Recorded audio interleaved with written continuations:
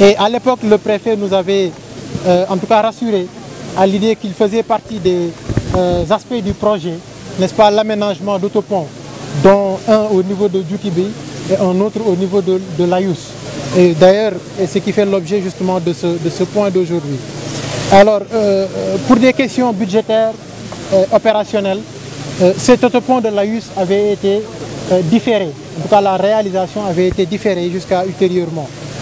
Force est de reconnaître que depuis 5 ans, les populations sont en train de prendre leur mal en patience.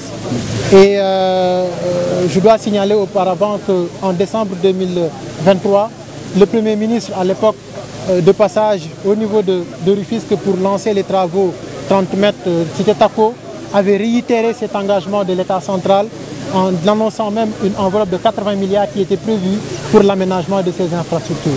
Alors jusqu'à présent, rien n'est fait. Et c'est la raison pour laquelle les Rufisquois, justement réunis autour de ce collectif, ont voulu saisir cette occasion avec l'arrivée de nouvelles autorités pour réitérer ce plaidoyer, pour porter encore plus fort, n'est-ce pas, cet appel, pour que les autorités puissent enfin prendre à bras le corps cette vieille doléance qui aujourd'hui continue de faire en tout cas, son cortège d'inconvénients et de malheurs. Donc je pense qu'aujourd'hui, le point en tout cas, qui cristallise le plus, n'est-ce pas, les inquiétudes des populations, on devrait pouvoir le trouver au niveau de l'aspect sécuritaire. Aujourd'hui, auparavant, nous avions 2 voies de passage pour rallier les 2 côtés de la commune de Rufisque-Ouest.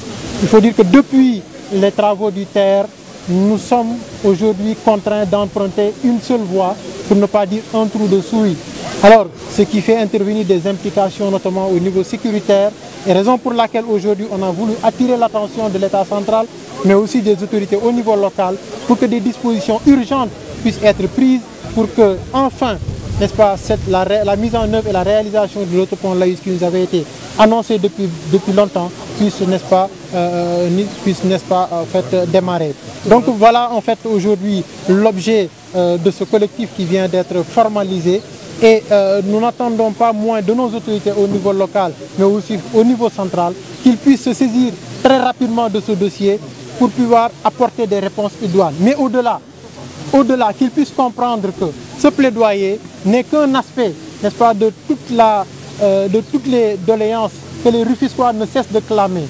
Il faut dire qu'aujourd'hui, au vu du dernier rapport que l'ANSD a rendu, n'est-ce pas, qui a consacré une croissance de plus de 68% de la démographie au niveau du département, je pense que les autorités devraient comprendre qu'il faut vraiment faire une relecture, une repriorisation des investissements, n'est-ce pas, pour le compte du département de Rufisque.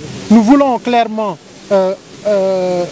appeler l'autorité centrale pour qu'un programme spécial puisse être élaboré et mis en œuvre, n'est-ce pas, pour le département de Rufisque. Cela devrait nous permettre d'adresser, n'est-ce pas, en un seul coup, les aspects sécuritaires, les aspects de mobilité, les aspects liés aux infrastructures pour l'enseignement qui sont aujourd'hui à un niveau très faible, mais aussi surtout l'aspect sanitaire avec l'hôpital Youssou Mbargane Diop qui manque de tout, sans oublier la jeunesse du département de Rufisque qui aujourd'hui se trouve être les parents pauvres de ce pays.